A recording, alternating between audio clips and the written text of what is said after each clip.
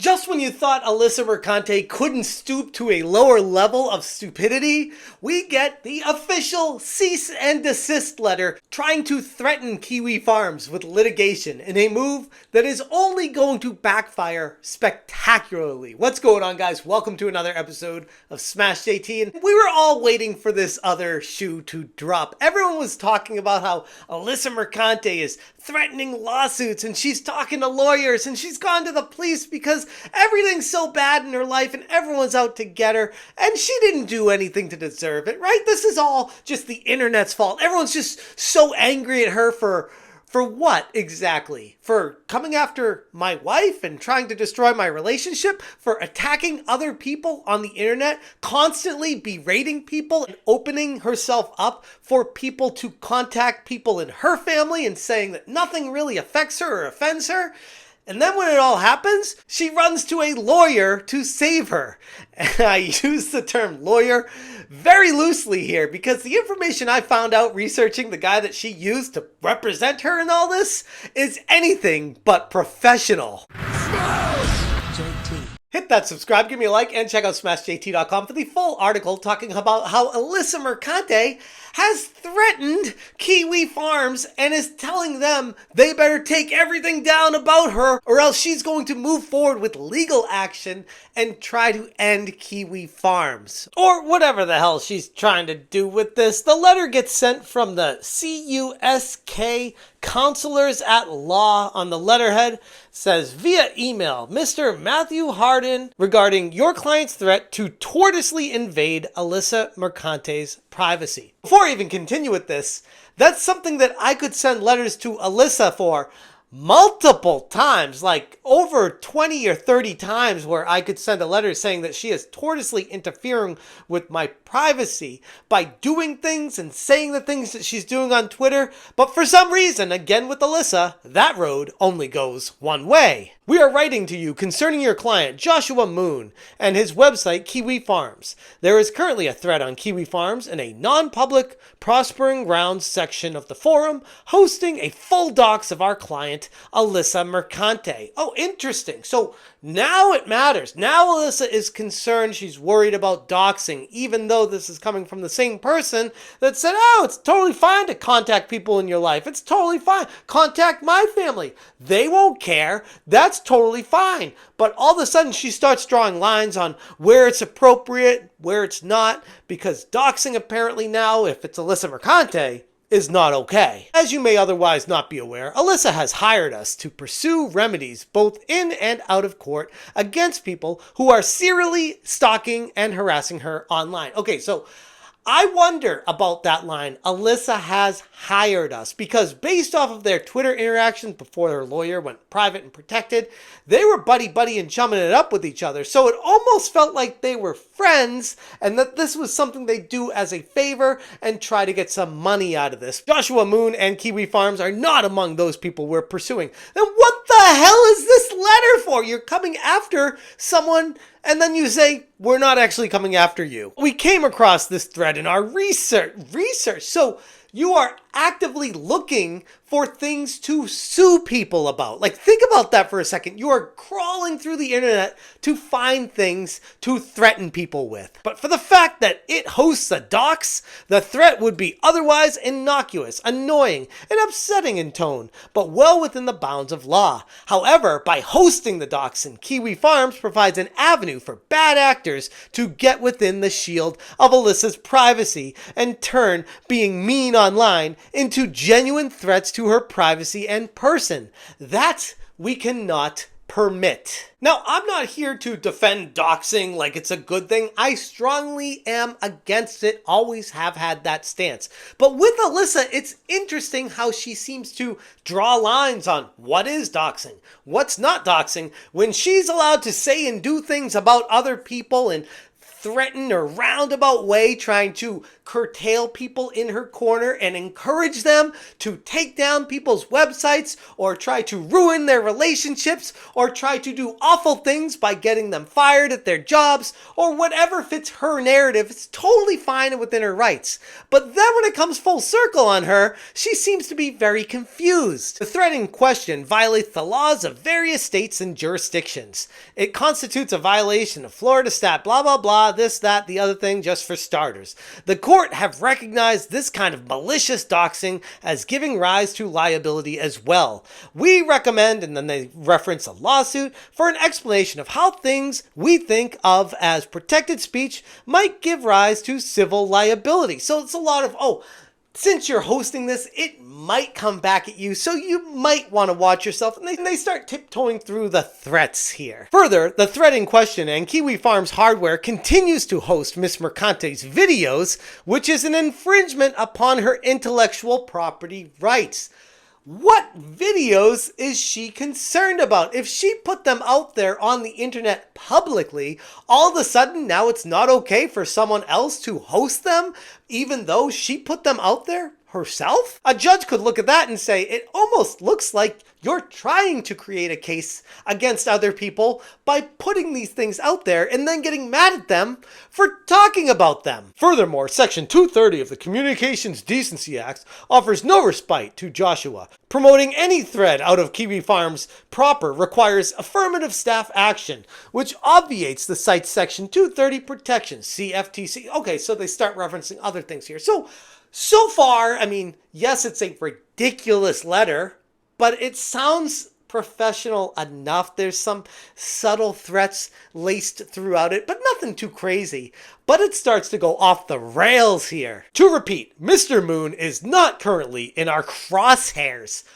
What kind of lawyer says that? You're not in our crosshairs? You're looking to take someone out? What kind of professional lawyer would say that in a letter? And if this thread removes the docs and never leaves the non-public portion of Kiwi Farm forums, then there'll be no reason for us to give Mr. Moon the time of day. Hey, you don't mess with us, we don't mess with you. You just get rid of this, don't tell anyone about it. There won't be any problems here. Our concern is not with policing the internet activity of a single person or even the whole forum, but in protecting the security and rights of our clients.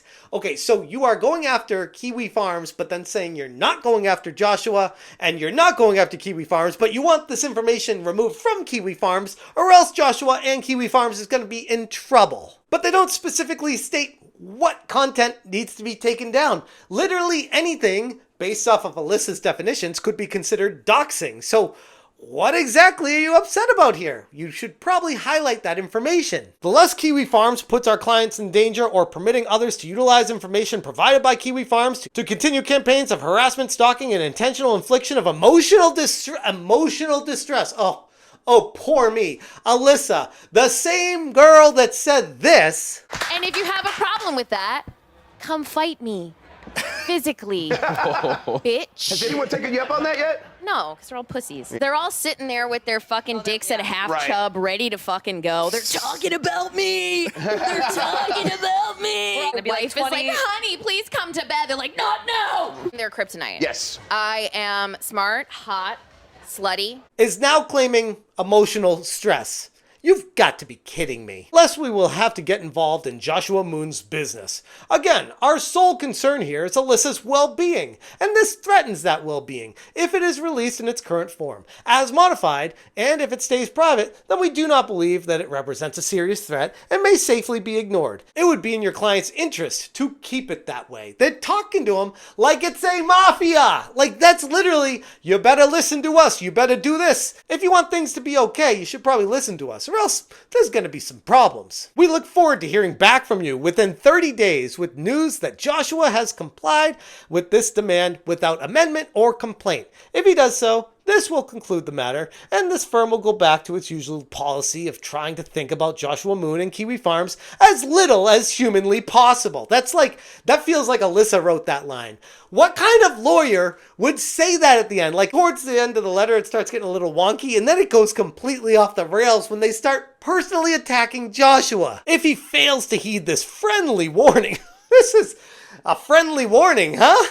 Like, if you don't listen to us, there's going to be problems. That's a friendly warning. We will be forced to change our policy. It is rare for someone to have such control over their own fate. Please advise Mr. Moon to make the most of it. Again, with the threats, calling it crosshairs, making him a target, saying there's going to be issues if you don't listen. Like, all of these things are not just a cease and desist. It's almost like a subtle threat that there's going to be things that happen to Joshua Moon if he doesn't listen. If you have further questions or wish to speak with us directly, please contact me by email or by phone or my paralegal, because I'm such a professional operation. I got a paralegal and me.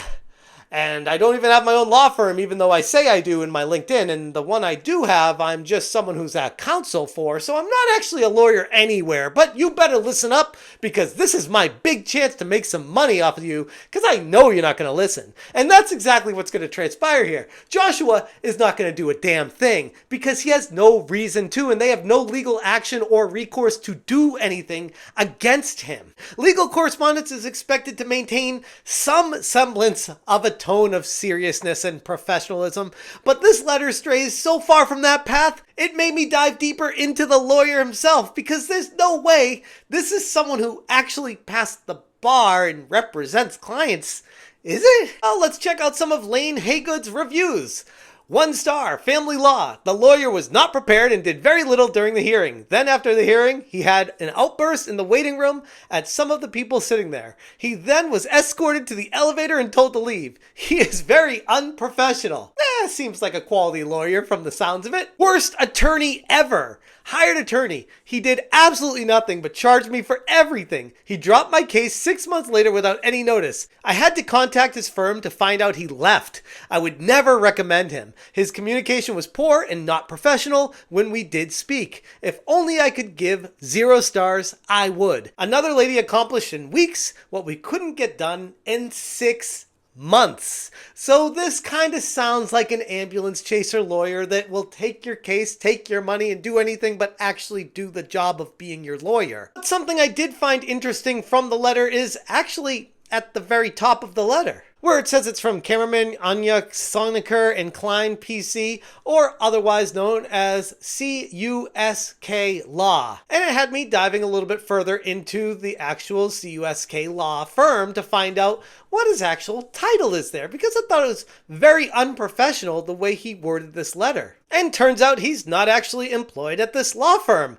Shocker, I know. So we have a lawyer that is representing Miss Mercante that is saying he works at a law firm that he does not work at. Well, why would someone do that? Maybe to push forward the idea that this guy is far more legitimate than he really is? Does Alyssa even know this? Did she do any research whatsoever on this guy? Does she care, or is she just listening to what he said and believing his lies? According to his LinkedIn, he's an attorney for Haygood Law Firm, which is his own personal law firm, and he is presently employed there. But when you go to his website, it says Lane Haygood is now an attorney with the firm of cameraman Anya Soneker and Klein. Please visit the website for more information. But then he gives his own personal cell phone and his own address in Texas instead of the CUSK law firm on the website, which had me asking questions. If this guy is not at his own law firm anymore, why does his LinkedIn say he is? And then the next line says he is of counsel of CUSK Law. Okay, understandable. So this guy is supposedly of counsel of CUSK Law Firm, but he's listed nowhere on the site. And according to his LinkedIn, he represents his own personal law firm that the website says he no longer is representing his own personal law firm. It goes to CUSK. It's just very curious how this is all coming together. Looking more into who this lawyer supposedly is, according to Mark Fox on Twitter, he said, Alyssa Mercante's lawyer, Lane Stellmaker, has already locked down his ex. Standard left-winger wokey playbook. He sent me a nasty tweet before doing so. He's also defamed Elon Musk as a Nazi. Solid grounds for a lawsuit. Like, this is supposedly a lawyer Think about that for a second. I don't foresee Kiwi Farms backing down and giving in to these threats. If anything, I would see Kiwi Farms doubling down and taking Alyssa to court on this. There is freedoms of speech and there is freedoms of forums. If people are doxing on Kiwi Farms with the intent to harm,